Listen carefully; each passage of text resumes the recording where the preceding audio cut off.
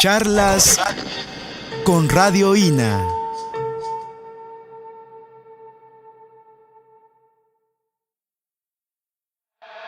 Charlas con Radio INA.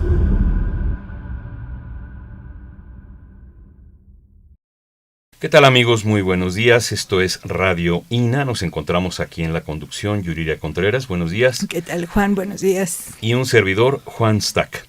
Conaculta y el Instituto Nacional de Antropología e Historia los invitan a acompañarnos en la emisión de este programa, en el que hemos invitado a la arqueóloga Carmen Chacón. Gracias por estar aquí, arqueóloga. Gracias, buenos días. Bienvenida. Buenos días, maestra. Para platicar sobre el tema de el Día de Muertos. Antes de iniciar esta conversación, vamos a leer algunos datos biográficos de nuestra especialista a manera de introducción. Carmen Chacón es egresada de la Escuela Nacional de Antropología e Historia, licenciada en Arqueología, adscrita a Lina desde el año de 1976 en el entonces Departamento de Salvamento Arqueológico. Después perteneció al Departamento de Prehistoria y actualmente labora en la Dirección de Estudios Arqueológicos de Lina. Ha participado en los proyectos arqueológicos Chimalhuacán en el Estado de México, Aguacatenango en Chiapas, Huehuetoca en Hidalgo, el gasoducto de los Tuxtlas allá en Veracruz, proyecto en la delegación Xochimilco, en Chalcatzingo y Coatetelco en el estado de Morelos, en Tehuacalco en Guerrero, en Ixtlán del Río, Mexcaltitán y San Blas en Nayarit y Tehuacán, Puebla. Actualmente participa en los proyectos Cerro de la Estrella, Huizachtepetl, la delegación Iztapalapa, y Muyil en Quintana Roo. La maestra Carmen Chacón ha dado diferentes conferencias en congresos, seminarios y participado en montajes de los museos históricos, por ejemplo la Casa de Juan Escutia, la Casa de Amado Nervo y el Museo Arqueológico de la isla de Mexcaltitán en Nayarit, además de la sala de exposiciones del Museo Regional, también del estado de Nayarit. Ha elaborado guiones y exposiciones en participación con el Departamento de Cultura del Sistema de Transporte Colectivo Metro. Carmen Chacón, buenos días de nuevo, gracias por estar aquí. Muchas gracias. Vamos por a hablar invitarme. del día, aquí estamos, el Día de Muertos, de la celebración del Día de Muertos, bueno, todo lo que implique, celebración, pena, duelo, risa, todo lo que implique los Días de Muertos. ¿Cuáles son los orígenes de la celebración del Día de Muertos? ¿Quién empezó? Bueno, estos orígenes vienen desde la época prehispánica. Tenemos conocimiento de que ya los pueblos en Tlatilco veneraban a sus muertos por medio de las ofrendas que hemos encontrado en las excavaciones arqueológicas. De ahí nos vamos a brincar por todas las culturas que fueron pasando hasta la de los aztecas, que los aztecas fue el pueblo que más veneró a la muerte, del que más se tiene conocimiento, por supuesto, porque en los códices aparecen escenas de cómo los trataban para enterrarlos, cómo era el tratamiento de sus entierros, cómo eran sus ofrendas, y además los cronistas que llegaron en la época de la conquista nos pudieron referir muchas anécdotas y formas en que eran este tipo de ceremonias que ellos practicaban. Coincidió, por ejemplo, en la llegada de los españoles, que los aztecas los mexicas, tenían diferentes fiestas a lo largo de su año. Entonces, ellos tenían una fiesta que se dedicaba a los niños pequeños y otra a los adultos. Y parecía, los españoles se dieron cuenta de que estas fiestas eran más o menos parecidas a las que ellos tenían dentro de la religión católica. En la fiesta de los niños, ellos hacían ofrendas. Bueno, la ofrenda era cortar flores 2 días antes de más o menos era finales de octubre, cortar flores en el campo, reunirlas y ensartarlas en unos cordones. No era realmente, y ponerlas frente al templo de Huitzilopochtli, que era el que se veneraba en ese momento. Se ponían estos cordones de flores ensartadas, muy, muy grandes, muy largos, cordones de algodón, y era la ofrenda al dios, a Huitzilopochtli. No era precisamente ofrenda a los niños, sino eran los mismos niños que se estaban ofrendando por medio de la representación de estas flores. Después ya para el ritual de los adultos, a ellos se les, sobre todo a los que morían en las batallas, se hacían unos atados de flechas, eran 4 flechas y 4 astillas de copal, y se amarraban, eran de 4 en 4, eran 3 por 4, 4 por 4, 16, sí, eran 4 atados de 4. Estas astillas con las flechas, pequeñas flechas. Estas se depositaban el día de la ceremonia sobre las tumbas de los que habían muerto en guerra, que ese sí ya coincidía con el calendario gregoriano. Esa fiesta sí ya coincidía, la de los muertos grandes, con el calendario gregoriano. Estos atados de flechas, o sea, con la fiesta de noviembre, exactamente, diríamos. la fiesta de noviembre, porque ustedes saben que el calendario azteca se movió muchas veces. Era de 18 de 20, ¿no? 18 meses de 20 días. Entonces, fue moviendo, porque ellos no contaban los días que contamos nosotros, que son los años bisiestos. Bueno, entonces se fue moviendo y quedó exactamente, coincidió con el día en que era fiesta de Todos Santos en la Nueva España. Bueno, perdón, en España, en Europa. Entonces, se ponían estos atados de flechas sobre las tumbas de los difuntos, que eran los muertos en guerra, y se dejaban todo el día. Esa era la ofrenda, de las primeras ofrendas que se tiene conocimiento, según Sahagún escribe, que hacían estos atados, los ponían encima de las tumbas, los dejaban todo el día, y ya por la tarde, cuando el sol se metía, los prendían. Esa era la forma de ofrendar a sus muertos grandes. Después recogían estas cenizas de lo que se había quemado, de estas flechas y el copal, y lo volvían a enterrar junto con los que ya estaban ahí enterrados en esas tumbas. Esa era la ofrenda. Entonces, cuando la evangelización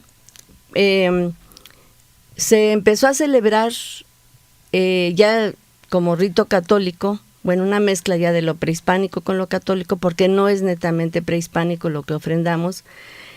Lo primero que se ofrendó fueron los tamales, flores, se encendían las teas con el copal, el saumerio, ¿verdad? Todo eso era lo que se ofrendaba. La comida también se ofrendaba, cosas hechas de maíz, eso era lo primerito que se ofrendó. A los niños nada más flores, era lo único.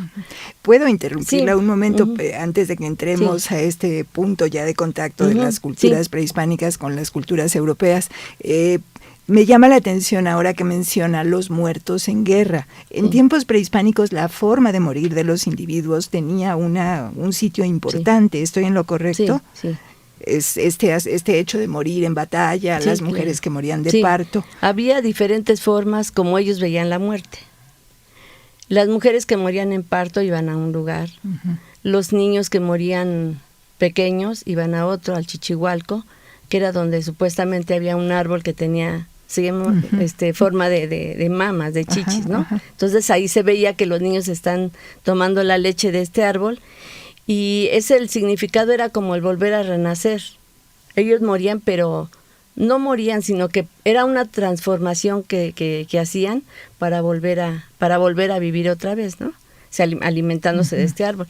Las mujeres, cuando morían en parto, que eran consideradas diosas después de su muerte, y iban a otro paraíso, y ahí eran las iguateteos, las mujeres muertas en parto. Estas mujeres después ya se les veneraba como si fueran diosas. Los muertos en guerra eran los muertos en guerra, los cautivos, los ahogados, los bubosos, que tenían alguna enfermedad. Todos estos iban a otro paraíso, y a estos eran a los que cuando se les enterraba se les ponía el perro, el escuincle, y también se les ponía una piedra de jade en la boca, que era como si fuera la moneda con la que iban a pagar para pasar los nueve ríos, ¿no? Para llegar a su paraíso, ¿no? Y cuando ellos morían les hacían todo este ritual y después los dejaban 4 días a todos. En general todos duraban 4 días, era como el velorio en 4 días. A los 4 días se cremaba ya sea a los individuos, a los muertos en batalla o a las mujeres, todos se cremaban, porque ustedes saben que en ese momento el lago pues no había donde enterrar, entonces todos eran cremados y las cenizas se recogían y se guardaban en vasijas cuando eran muy importantes. Las mujeres a veces se enterraban en los hogares, que eran donde estaban las 3 piedras donde se ponía su comal, donde ellas cocinaban, ahí ellas volvían al hogar a enterrarse ahí, y los niños los enterraban en la parte de afuera en los cobertizos, en la parte de afuera de las casas, ahí era donde enterraban las cenizas realmente, y todo era en cenizas. Bien, yo interrumpí, no sé si ya regresamos a la... También están los que son sacrificados, tenían un destino diferente. Los que son sacrificados estaban junto con los que morían en guerra. Ah, ya. Sí, y se quemaban sus ropas. Además, los que eran sacrificados se les consideraba después como dioses. A ellos, cuando eran cremados, con su ropa y todo, algunas personas de los que iban después a la guerra, los hombres que estaban en batalla, guardaban sus cenizas en alguna cajita, y estas cenizas les servían como amuletos para que ellos estuvieran protegidos y regresaran al hogar otra vez. Pero esa cajita, esas cenizas no se las llevaban ellos, sino que se quedaban en el hogar para que las mujeres pidieran por ellos, por medio de especie de amuleto, digamos, para que los hombres regresaran otra vez al hogar y regresaran con bien. Esa era una forma de conservar, y igual se consideraban dioses también a los sacrificados, sobre todo. Bien, qué interesante, porque es todo este pensamiento que cada cultura tiene relacionado con la muerte, y en este caso del mundo prehispánico es tan especial. Regresemos entonces al momento del contacto y estas primeras ofrendas ya en tiempos de la Nueva España, de las que estaba comenzando a hablarnos, los tamales, en fin. Los tamales, los tamales sí son desde la época prehispánica, fue lo primero que se ofrendó, las flores, los tamales y el copal. Eso fue las primeras ofrendas. Aparte, tal vez hacían algunas comidas, posiblemente el pipián, que se saca de la semilla de la calabaza, porque en las crónicas de Sahagún tenía el escrito que se ofrendaba también esto, y es una comida aquí ceremonial. Seguimos en tiempos prehispánicos. En tiempos prehispánicos, sí tenían alguna pasta de algo, que no sabemos de qué. Tal vez era de maíz o de la pepita, también puede ser, que era lo que consumían en ese momento. Cuando llegaron ya en la conquista, los españoles trajeron otra mentalidad, ¿verdad? Vieron a los dioses y a los ídolos a los ídolos de esta cultura, de los mexicas, los vieron como demonios, porque los indígenas no tenían el concepto de infierno ni de cielo. Entonces para ellos era algo demoníaco que ellos estuvieran venerando a estos ídolos, a estas cosas tan feas, ¿no? Infernales. Entonces ellos empezaron a inculcar la religión y vieron algunas similitudes que había entre la religión católica y la religión prehispánica. Porque también ellos en sus ceremonias hacían unas figuras de los dioses de amaranto. Y ellos después, ya que terminaba la fiesta, ellos consumían estas figuras como una especie de comunión con el dios al que le estaban ofrendando. Entonces fue una cosa maravillosa que fueron aprovechando los españoles, porque los conquistadores, porque era algo parecido a como cuando vamos a tomar la comunión, ¿verdad? Entonces yo creo que esa es una cosa muy importante de ver, porque ellos aprovecharon esto que ellos hacían, ¿verdad? De hacer sus figuras en amaranto o de pasta, de alguna pasta. ¿Qué otra cosa aprovecharon ellos? Bueno, vieron que también ellos veneraban a sus muertos y pues se fueron aprovechando de todo esto y fueron introduciéndoles a los santos. Fueron hablando primero de Jesucristo, que fue lo primero, ¿no? La cruz, por qué era la cruz, quién era Jesucristo y la Virgen, que fue lo primero que les enseñaron. Por eso en los altares de muertos siempre está primero Jesucristo y después la Virgen, que es a los primeros que se les tiene que ofrendar o pedir. Y después, en la época de como en 1700, no, un poquito antes, no, como 1580, aquí en México ya no había, bueno, empezó a ganar tierra el lago. Entonces ya empezaron a enterrar a sus muertos.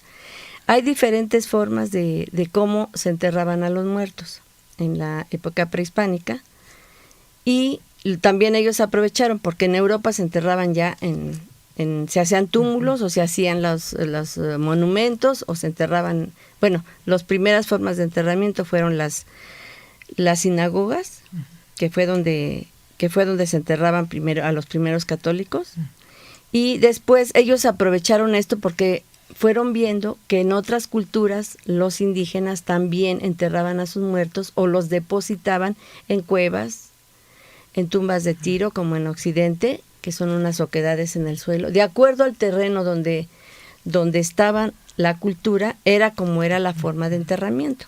Entonces, por ejemplo, en Nayarit son muy famosas las tumbas de tiro, que son una cosa maravillosa de cómo las hacían y la forma de hacerla, y también todas las ofrendas enormes que se han encontrado en estas tumbas. Aquí en el altiplano, en muchas partes, se hacían, eran los enterramientos directos a la tierra. Se envolvía en el petate o ya sea extendido o también en forma de posición fetal, y se amarraba con cordeles de algodón, y esto se le llama el bulto mortuorio. Esto también se depositaba en cuevas o en la tierra directo. Después empezaron a surgir las tumbas ya formadas por piedras. Seguía siendo en el suelo y ellos directos, sin envoltura de nada, pero ya formando una especie de caja con piedras. Y cuando se hacía el bulto mortuorio era muy interesante porque en ese le ponían en cada vuelta que le da, así como a los egipcios que en cada vuelta de las telas que los van envolviendo, a ellos les ponían también sus amuletos en medio de la ropa, del petate, y así los enterraban con sus amuletos. En otras, las ofrendas eran directamente ahí, y les ponían a veces una máscara al muerto, y alrededor vasijas, algunas que contenían alimentos, otras eran vasijas nuevecitas nada más para ellos, sus armas, según el estrato social era lo que le colocaban. Si eran mujeres, pues le colocaban su malacate y estas cosas, ¿no? Sus vasijas, su metate, lo que ellas usaban en la casa. Y a los hombres igual sus armas y todo esto.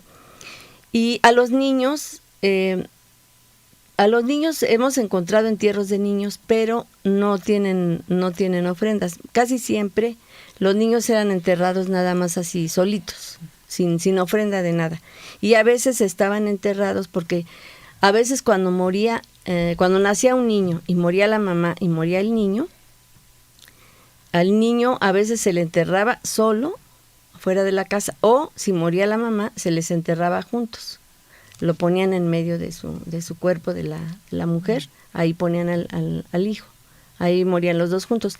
También los dignatarios morían también con ellos, o si ellas querían, las esposas, los sirvientes y alguno que quería hacer el sacrificio de morirse, ¿no? O de que lo enterraran a veces vivo con el Señor al que le sirvieron también.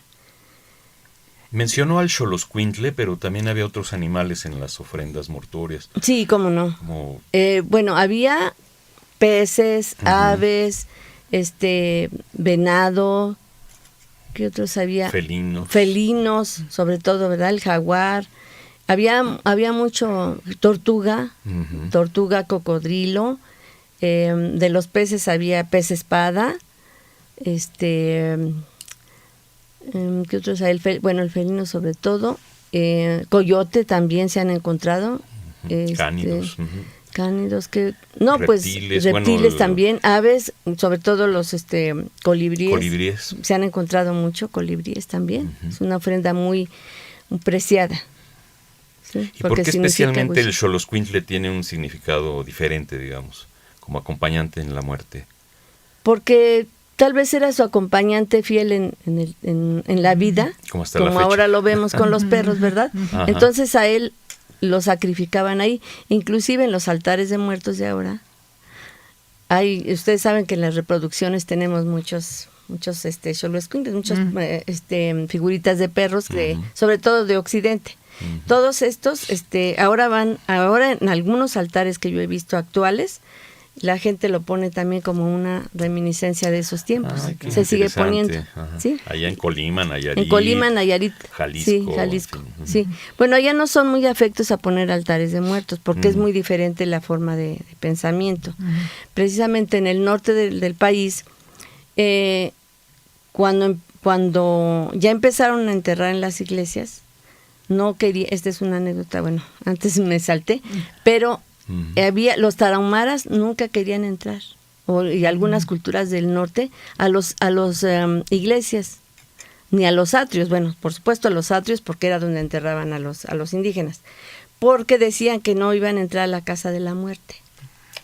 ¿Sí? Y hasta la fecha parece que esa costumbre la siguen teniendo, porque saben que en estos lugares se enterraba a la gente. Sabían como sepulcro. Sí, sabían como sepulcro también para ellos.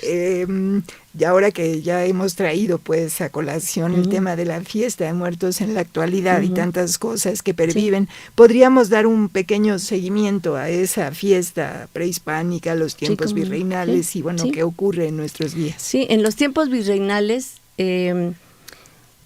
primero se empezaron, les decía yo, venerando a Jesucristo en la cruz y a la Virgen. Y con el tiempo fueron venerando a los santos, fue en esta forma. En Europa, cuando empezaron a ver que los primeros sacrificados fueron los cristianos, se empezaron a venerar en Europa. Entonces acá, como los europeos fueron los que nos conquistaron, entonces ellos traían esa cultura de venerar a los santos, a personas que habían sido sacrificadas por la religión. Mártires, digamos, ¿no? Sí, mártires. Los mártires, exactamente. Entonces, cuando llegaron aquí, hubo un tiempo en Europa en que se empezaron a sacar los restos de todas las personas que habían sacrificado. Que habían sacrificado, ¿no? Que habían muerto por la religión. Entonces, los empezaron a considerar también como mediadores entre el hombre y Dios. Eran como mensajeros, ¿no? Entonces, empezaron a llegar a México, cuando empezaron a sacar todas estas cosas, todos los entierros con las ropas, todo esto, todas estas cosas que nosotros les llamamos reliquias, empezaron a llegar a México como a mediados del siglo XVI. Empezaron a llegar en forma de reliquias en estos recipientes preciosos que hay en Catedral, que no sé si han visto la capilla de las reliquias, y que tiene una fecha especial en que abren esta capilla para que toda la gente pueda verlas y venerarlas. Empezaron a llegar estas reliquias en estos envases bellísimos de la Nueva España. Los que les llamamos relicarios. Los relicarios, precisamente. Y que dicen que cuando llegaron, en las crónicas dicen que cuando llegaron era una gran fiesta en las calles, cuando llegaron por Veracruz en barco y de allá para acá caminando en procesión, que era una gran fiesta por todos lados donde iban pasando, los iban vitoreando. Ya para esto los indígenas ya estaban más conscientes de la religión, ya veneraban más. Entonces empezaron a llegar estas reliquias y fue una cosa maravillosa. Primero llegaron y se guardaron en el Templo de la Enseñanza, en el centro. Ahí estuvieron estas reliquias y ya después se pasaron a la catedral, que es donde actualmente están, y en algunas otras iglesias como la Profesa, que también tiene reliquias, y otras muchas iglesias del centro histórico, que son las más antiguas. Entonces fue cuando ya se empezó a venerar a los santos. La gente empezó a conocer sobre todo a Santa Elena en los pueblos. Santa Elena era la hija de un rey que se había encontrado la cruz de Jesucristo. Esta cruz, cuando la encontraron, bueno, supuestamente que es la verdadera, donde se crucificó a Jesucristo, se hizo astillas, la convirtieron en astillas, y cada astilla la fueron mandando a todas partes del mundo para que cada iglesia católica tuviera la reliquia, una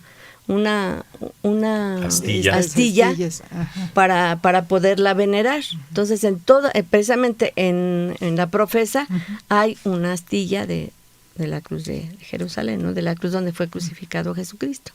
Esta es la historia de los santos. Ajá. Y que igual se les inculcó que por medio de ellos podíamos acceder a Dios nuestro Señor. Sí, no teníamos que hablar directamente, son los mediadores entre el cielo y la tierra, ¿no? Qué interesante cómo van reuniéndose pues pensamientos distintos y coincidiendo, si no en fondo, sí en forma, y se van pues más o menos, si no mal recuerdo es precisamente en Todos Santos, cuando se abre la capilla en Todos de las Santos, reliquias exactamente, en sí, catedral. Exactamente, por eso de ahí viene el nombre de Todos Santos, que es el día 2 de noviembre. Sigamos entonces en esa ruta, creo que sería momento de recordar el nombre de nuestra invitada y nuestro tema. Claro, estamos platicando con la maestra Carmen Chacón sobre la fiesta del Día de Muertos aquí en Radio INA, que es el órgano de difusión, de divulgación de la Dirección de Medios de Comunicación del Instituto Nacional de Antropología e Historia. Carmen Chacón, Día de Muertos. Estamos hablando de dos tipos de ofrendas, por decirlo así. Uno son las ofrendas que acompañan a un enterramiento, a un entierro, al difunto. Y otra es la ofrenda que se pone para festejar, o para recordar, para conmemorar, para recordar simplemente una en una fecha fija, ya sea los santos que mencionaba usted, y otra pues, a nuestros muertos, como lo hacemos hasta la fecha. Entonces, ¿qué diferencia viene habiendo entre estas dos tipos de ofrenda? Una que es, digamos, como la definitiva, si se puede decir así, y otra que es temporal, que nada más lo ponemos un ratito y al año siguiente la volvemos a poner. O sea, sí, hay mucha diferencia. Por ejemplo, tengo la experiencia de 2 comunidades en las que he estado trabajando haciendo arqueología, pero me gusta mucho, como convivimos mucho con la gente, porque vivimos en el pueblo mismo. Entonces, a mí me gusta mucho, aparte de hacer arqueología, me encanta platicar con la gente, que me platiquen sus vivencias, convivir con ellos, y si me dejan participar, que la mayoría de las veces me han dejado participar, pues he podido tener muchas vivencias en cuanto a los días de muertos. Día de Muertos, levantadas de cruz, velorios, todo esto. Por ejemplo, en la comunidad de Coatetelco, Morelos, cuando estuvimos trabajando ahí haciendo arqueología, es un pueblo que hasta la actualidad es endógamo. Ahí no se casan con gente de fuera. Sigue siendo completamente muy, muy cerrado ese pueblo. Son muy celosos de sus costumbres. Ahí tienen costumbres increíbles hasta la actualidad. Yo estuve ahí fue en 1975 y 76, y en la actualidad he regresado muchas veces porque, pues con la convivencia con la gente, pues hasta tengo mis compadres ahí, todo esto, ahijados, los he visto nacer, crecer, bautizarlos, entregarlos el día de su boda, y han sido experiencias maravillosas para nosotros porque lo hacen como muy indígena, todo muy, no es como lo que vemos nosotros diario, ¿no? O sea, todavía ellos guardan muchas cosas de la época prehispánica en sus formas de ofrendar y de enterrar a sus muertos. En esta comunidad, en la actualidad todavía, por ejemplo, a los hombres se les entierra con su palo de arar, su coa, su machete, su sombrero, su morral, en la caja misma. Entonces eso es una cosa, es una reminiscencia de lo prehispánico, porque Bueno, en la ciudad no lo hacemos, pero en el campo lo hacen y es como se ofrendaba antes al muerto, ¿no? Que le colocaban todo lo que en vida había tenido para que siguiera en la otra vida utilizándolo, digamos, ¿no? Entonces en esta comunidad lo siguen haciendo. A los hombres los visten con su traje de diario, su morral, le ponen su machete, su cuchillo y las cosas que utilizó. Y en la procesión también hay diferentes formas de llevarlo en la procesión de su casa a la iglesia y de la iglesia al camposanto. A las mujeres es una forma, a los niños de otra y los hombres de otra. Por ejemplo, a los hombres se les viste así, se ponen en su caja y lo cargan, bueno, pues sus amigos, pero al principio de la procesión van la música, siempre va al principio, la banda, los mariachis o lo que ellos puedan pagar según el estatus social. Van adelante la música, después el incienso, los cohetes, todo esto. Los niños, las mujeres, atrás va el féretro y hasta atrás va el féretro con los hombres y ya los demás atrás. Eso es en los hombres. Después, en las mujeres, igual se les puede vestir o con su traje de novia, que utilizaron de novia, si es que lo tienen, y si no, bueno, con su ropa de diario, pero lo que sí es muy importante en este pueblo es que la gente sigue usando el rebozo y su canasta. Es muy interesante ver uno cuando anda por allá, hace un calor tremendo, es un pueblo con mucha tierra, es feo, es un pueblo feo. Pero al mediodía o 2 de la tarde que la gente sale al mercado a comprar su comida, es muy curioso verlas con la canasta, el rebozo puesto y con el mismo rebozo tapan la canasta para que si llevan carne, frutas, que no les dé el sol. Ajá, sí. Y eso es bien interesante porque lo siguen haciendo. Y que no se mosquee también. Que no se mosquee, pero ya solo lo hacen las personas mayores, ya los jóvenes ya es otra cosa. Pero finalmente como van perviviendo tantas prendas, objetos. Sí, ¿no? Sin embargo, cuando se casan las hijas, la mamá siempre le manda hacer su rebozo a la hija y se lo da para que cuando ella tenga a sus hijos, lo cargue a los hijos con este rebozo. Esa tradición sí se sigue usando, ya que si la hija lo quiere usar, porque tal vez ya no lo use, pero la mamá tiene esa obligación. Igual que la mamá del novio darle a la novia unos aretes de oro, tienen que ser de oro. No se les da anillo ni nada como acá, sino que el compromiso se sella con que la suegra le dé a la nuera unos aretes de oro. Ese es el compromiso. Bueno. Y a los niños y a las mujeres en la procesión van la música, igual los cohetes, el incienso, los niños siempre van adelante y los hombres cargando el féretro de las mujeres y atrás y los hombres más atrás. Los hombres siempre van atrás. Originalmente cuando yo estuve ahí, no sé por qué, pero a los hombres no los metían a la iglesia. Adentro de la iglesia no, los dejaban entre el atrio y la iglesia.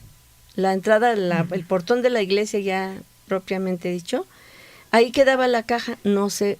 Yo les preguntaba, ¿por qué? ¿Por qué él no entra? Porque es una costumbre. Que mis abuelos, o sea, nunca, hay muchas cosas que no le saben a uno explicar por qué lo hacen, si lo hacen por costumbre, pero no saben el significado. Bueno, sí, la causa se va perdiendo. La causa se va perdiendo. Ajá. Y en los niños es muy interesante porque a la mayoría los visten de angelitos. Pero nosotros, bueno, no sé si se acostumbre mucho, pero parece que en nuestra religión no se le ponen zapatos a los muertos, a los difuntos. A ningún difunto se le ponen zapatos. Nunca me lo había preguntado. Exactamente. Sí. Siempre van descalzos. Y en este pueblo sí le ponen los zapatos a los hombres. A los niños les hacen unos guarachitos como de todo, los visten, si no tienen la ropita o la tela para hacerles el trajecito de ángel, los hacen en papel, con plumitas de gallinas, de lo que tengan en ese momento. Eso es muy bonito. Y le ponen flores dentro de la caja.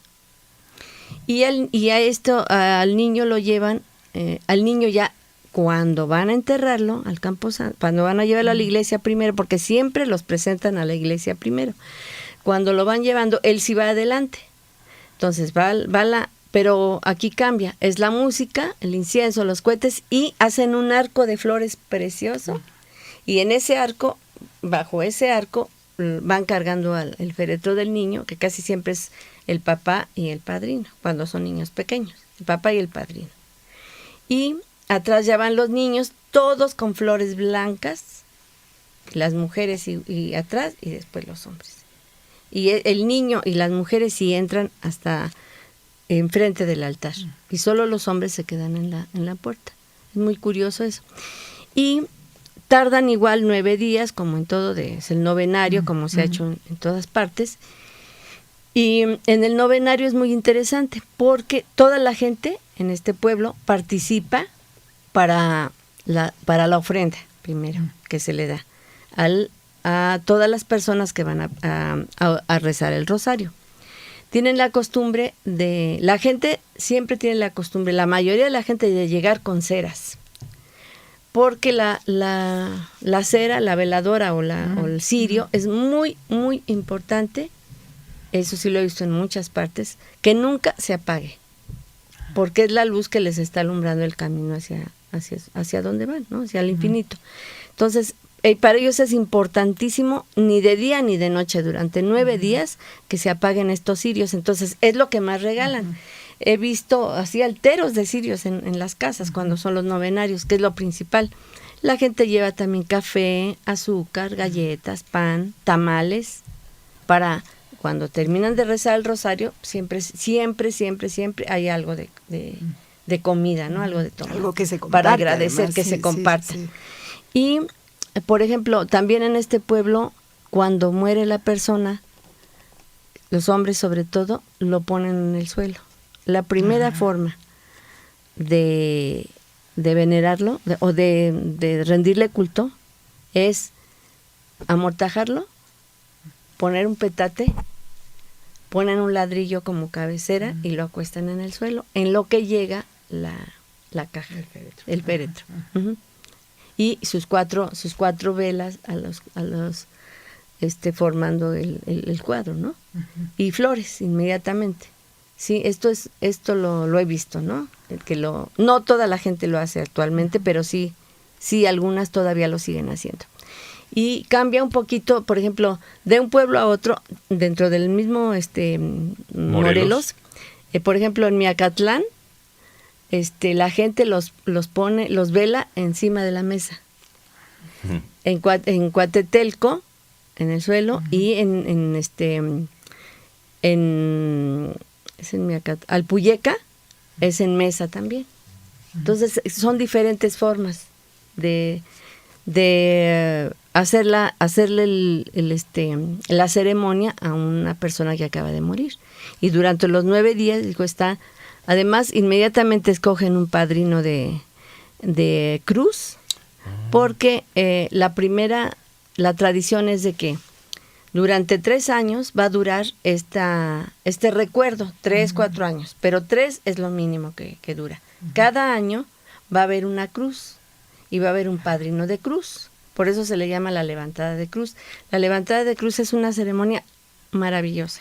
Bueno, ya se reza el rosario, se vela al difunto casi siempre en su casa, se le prepara. Y cuando se lleva al camposanto se recoge todas las flores que se habían puesto, se le forma su altar.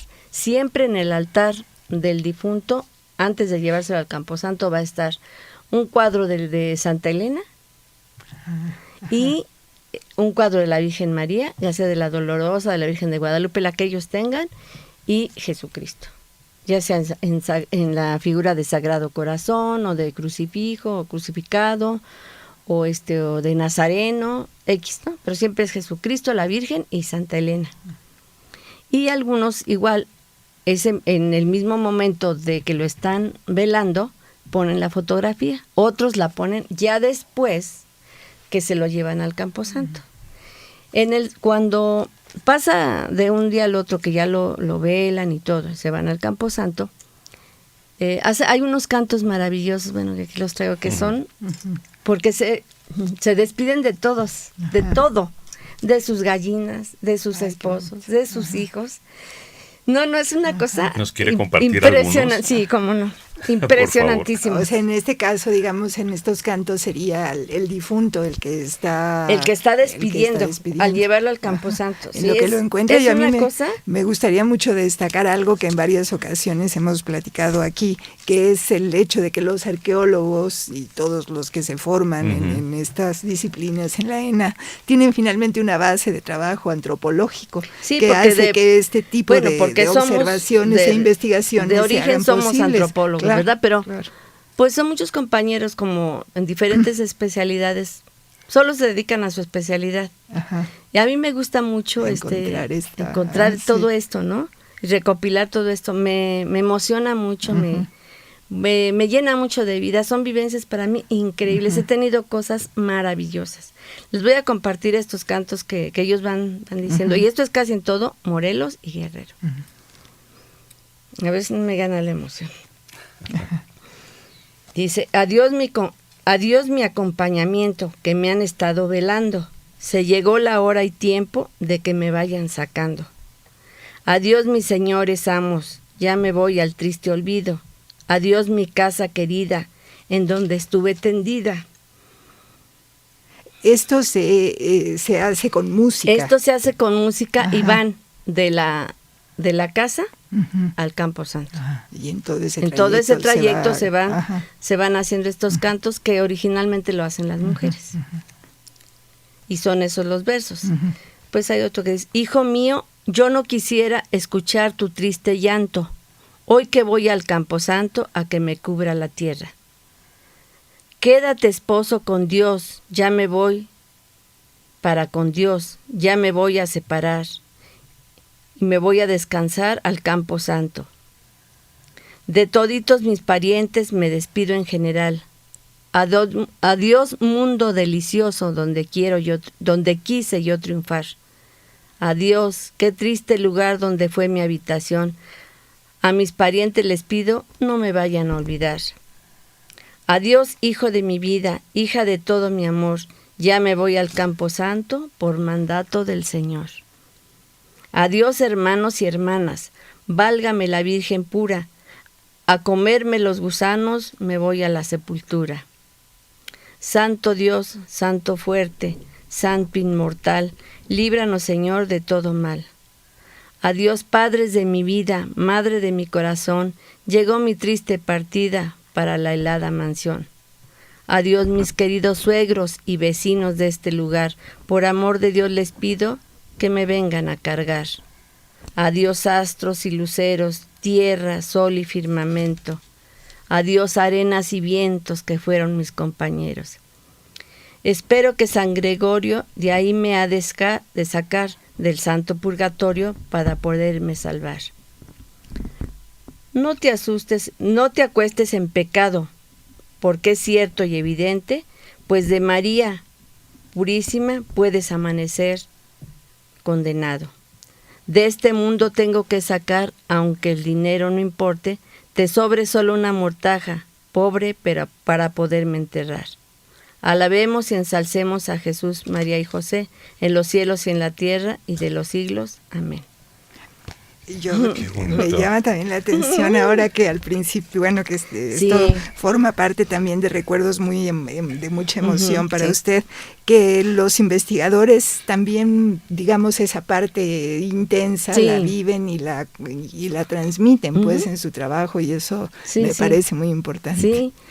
Me llama la atención a mí el hecho de que todas están escritas como en primera persona. Sí. Es el difunto el que va despidiendo a través de la voz de sus parientes. O sea, no es que la gente le cante a él, sino él está hablando. Ella se está despidiendo. En este caso una mujer, ¿no? Sí. Pero bueno, son las mujeres, porque me tocó ir en una procesión que iban todas. Esto que está escrito aquí, en uno de mis diarios de campo, fue de Guerrero. pero en Morelos lo he vivido también. Los versos son más o menos iguales, pero se despiden, por ejemplo, en la de Morelos era que se despedía de sus gallinas, de sus plantas, de sus maíz, de su siembra, todo esto, ¿no? Pero es lo mismo, es la misma idea de despedirse y es, híjoles, muy emotivo. Sí, muy en emotivo. este caso, por ejemplo, a veces se habla de manera muy generalizada de las, digamos, las ceremonias relacionadas con los difuntos en el momento del fallecimiento o en el momento del día 1 y 2 de noviembre, como una cosa general, pero según se mira, sí hay características muy específicas en cada región. ¿Nos podría platicar un poco de esto? Son muy diferentes porque según, primero el estrato social, ¿verdad? Eso, hablamos primero de eso. Y también el tipo de, como se les ofrenda también frutas, comida, todo esto. Entonces, de acuerdo a la región donde se va a ofrendar, donde se hace el altar de muertos o la ofrenda, se pone lo que hay en ese lugar, ¿no? La gente toma esos recursos. Por ejemplo, en Morelos pues es fruta, hay mucha fruta, las flores. En otras partes nada más se le ofrenda, no comida. Por ejemplo, en Guerrero y Morelos es muy característico el pipián. Esa es una comida realmente ceremonial. Nada más se hace para bautizos, bodas, y para ofrendar el Día de Muertos y para ofrendar al santo patrono del pueblo. Nada más. Ahora, hay lugares en que se venera 2 veces a los muertos. No nada más el día 1 y 2 de noviembre. En Coatetelco, por ejemplo, está la fiesta de San Miguel Arcángel, que un día se las platicaré, que es maravillosa. Nada más les hago un comentario. Esta se realiza el día 28 de septiembre para amanecer, siempre la víspera, ¿verdad? Es cuando se empieza a hacer todo. Y se hacen unas cruces de pericón para supuestamente detener al demonio que anda suelto. Dicen el chamuco anda suelto. Una flor, ¿verdad? Es una flor amarilla, muy olorosa, con mucho olor. De esta se recoge en el campo. Nada más en estas fechas, en septiembre, se puede cosechar. Entonces, se hacen estas cruces y se ponen en las casas de cada persona. Ustedes pueden ir a Morelos y van a ver que la mayoría de las casas tiene esta cruz. Y dicen, bueno, ¿y qué es o qué? Pero tiene un significado maravilloso. Es una protección. ¿De cuándo viene esto? Tampoco ellos me lo han sabido explicar, pero dicen que sus abuelos o bisabuelos y que hace como cientos de años la ponen. Bueno, pero es para asustar al diablo. Y el diablo está, el que ustedes saben, el que luchó contra Satanás fue San Miguel Arcángel. Entonces él es su protector. Entonces, en este pueblo no está dedicado a San Miguel Arcángel la iglesia. El santo patrono del pueblo es San Juan Bautista, que también ese día se hace una fiesta maravillosa, con unas ofrendas dentro de la iglesia, con comida a los santos, esa es también otra cosa maravillosa de este lugar. Ahí estaríamos hablando el 24 de junio, sí. igual la víspera. Y entonces les voy a platicar de esta comida, ya que hablamos de la comida y de lo que se ofrenda. En este lugar es muy famoso comer en esos días nada más el pipián. Tengo todo el proceso también de cómo lo hacen, que compran la pepita, eso sí la compran ellos no la cultivan más en Guerrero. Pepita de calabaza. Pepita de calabaza, de la calabaza tamalayota, que es la que comemos en Tacha. Ajá, bueno, sí. Esa es la calabaza tamalayota. Que es la que le llamamos La de que llamamos Castilla. de Castilla, Ajá, exactamente. ajá. Pero que allá le llaman la Tamalayota, tamalayota. qué bonito. La que está así como... Bueno, entonces compran la pepita, ellos la tuestan en sus comales, grandes comales de barro, que todo tiene que ser así. La tuestan, la muelen, ellos la muelen en una cosa que le llaman forma, que tiene un palo, es como un mortero grandote, es un tronco, y ahí echan la pepita ya tostada, y ahí la están moliendo todo el tiempo, ahí la muelen. Es la forma de molerla, no la llevan a ningún molino ni nada de esto, ¿no? Entonces, muelen la pepita, ya que está tostada, la muelen, después toman un colador y la van como cirniéndola para sacarle el puro polvito. la pepita para quitarle las impurezas y la cáscara, ¿verdad? Este polvito ya tienen en el medio del patio sus 3 piedras, su fogón, con un perol grande donde está hirviendo el agua. Entonces, en esta agua van a echar ahí su pollo, ya sea pollo o puerco, lo que ellos quieran, pero más bien es pollo lo que ofrendan en el Día de Muertos. Lo echan ahí y después le echan el polvito de la pepita que ya molieron en este mortero. Lo están meneando todo el tiempo, están meneando todo el tiempo este perol grande. Y al mismo tiempo están haciendo que van a hacer los tamales, el nixtamal, preparando el nixtamal. Pero lo interesante es que el Día de Muertos hacen tamales que les llaman nejos y tamales de frijol. Los tamales nejos se hacen con las cenizas que está soltando la lumbre de esos palos que ponen para hacer el pipián. Toda esa ceniza la recogen y la revuelven con la masa y hacen una especie de, como dijéramos, en lugar de tortilla se usan estos tamales.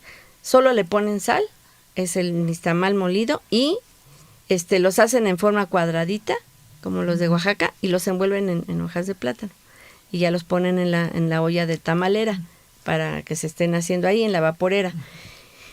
Y los de frijol son revuelto el nixtamal con frijol negro.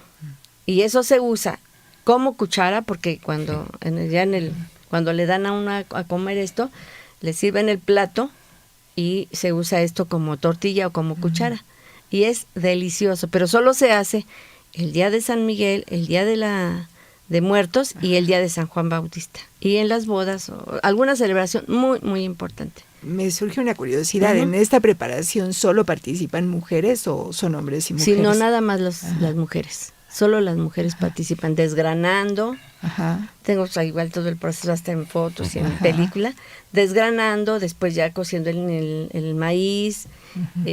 También el día de San Miguel no son tamales, ese día nada más son lo que se va a depositar, porque eso es en las tumbas directamente. Ahí es nada más el pipián y elotes, pero son elotes con tequesquite, cocidos con tequesquite, y son como elotes dulces. Nada más, eso es lo que se ofrenda, y la fruta. Y ya de Muertos, toda la comida, ¿no?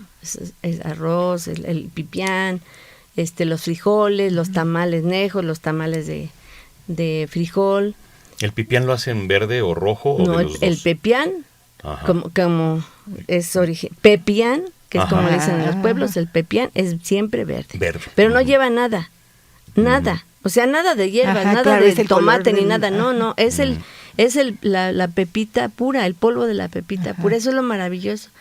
Y nada más con el sabor del caldo de pollo, pues eso ya no necesitan nada. Pues así lo hacían. Y es una delicia asistir a esos lugares en esos días que se celebran este tipo de ofrendas, de celebraciones, de matrimonios, de todo esto, de muertes. Es muy bonito. Y que lo dejen a uno participar, sobre todo, ¿no? Claro. El sabor del tamal de ceniza es peculiar, supongo. Sí, es muy peculiar, pero es muy sabroso. No sabe a ceniza, sabe a ahumado, algo ahumado, pero es muy rico. O sea, el sabor es como que está ahumado el tamal, no sé. Y ahí hay unas comidas deliciosas, los tamales que hacen tamales de pescado de la laguna de Coatetel con unos tamal de pescado, y el caldo y la mojarra. Es una delicia ir a este lugar.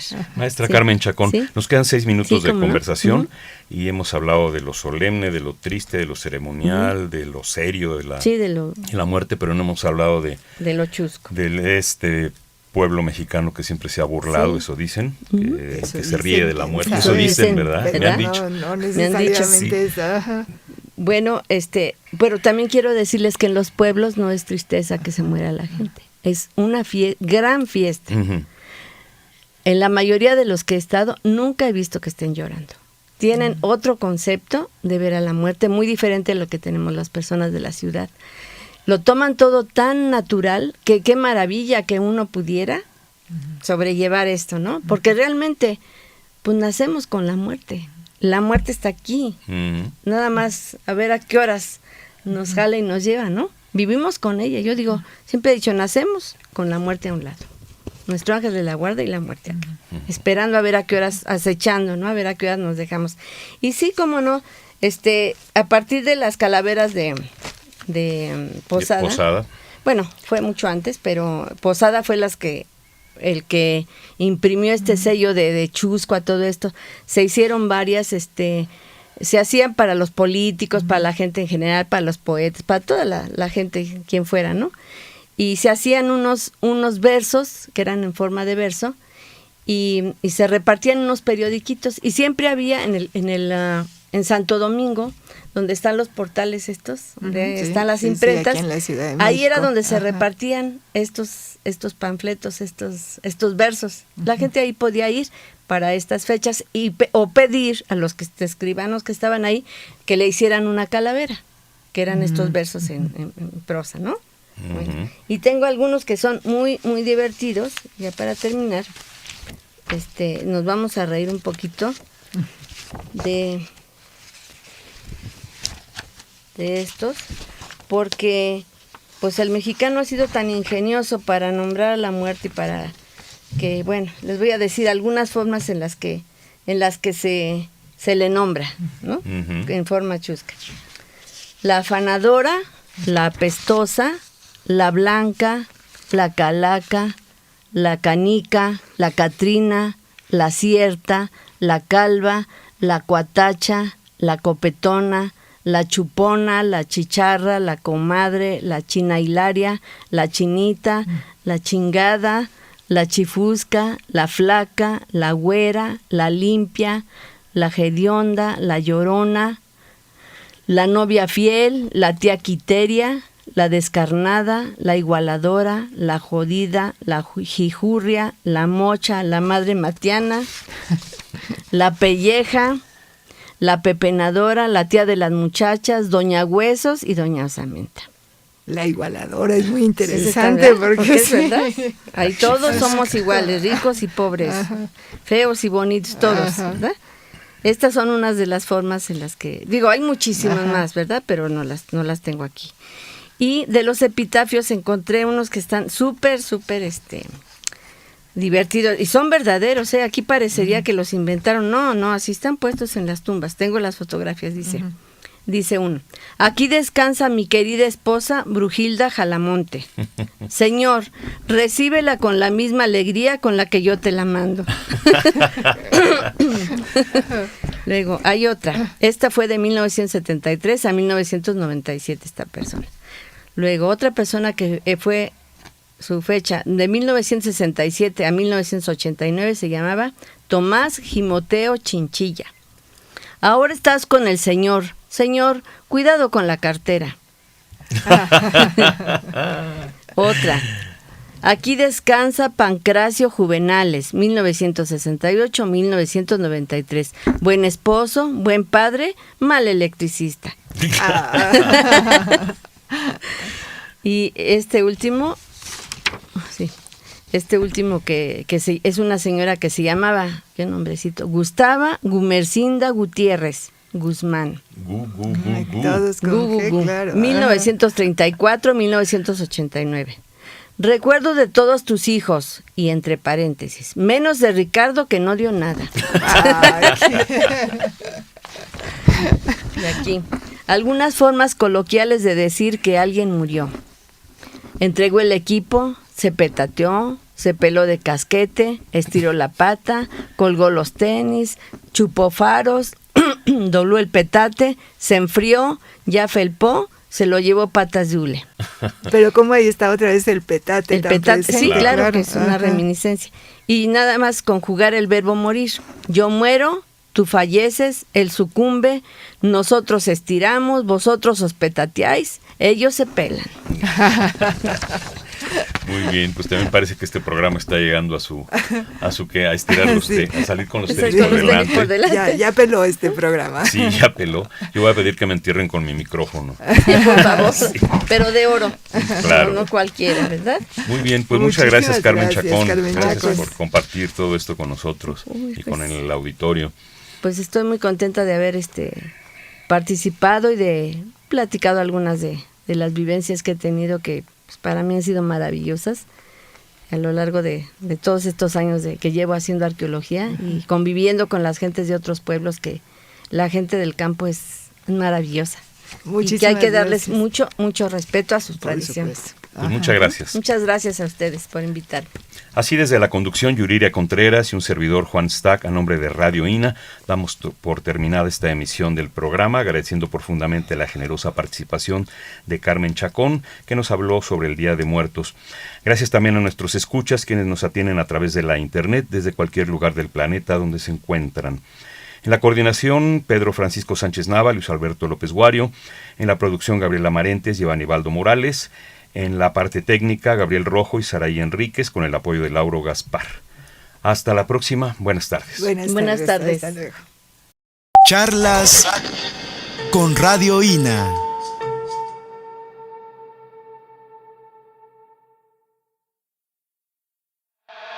Charlas con Radio INA. Conaculta, Instituto Nacional de Antropología e Historia. Las opiniones y comentarios aquí expresados son de entera responsabilidad de quienes proporcionan la información y no representan necesariamente las opiniones de Radio INA ni comprometen el pensamiento editorial del Instituto Nacional de Antropología e Historia.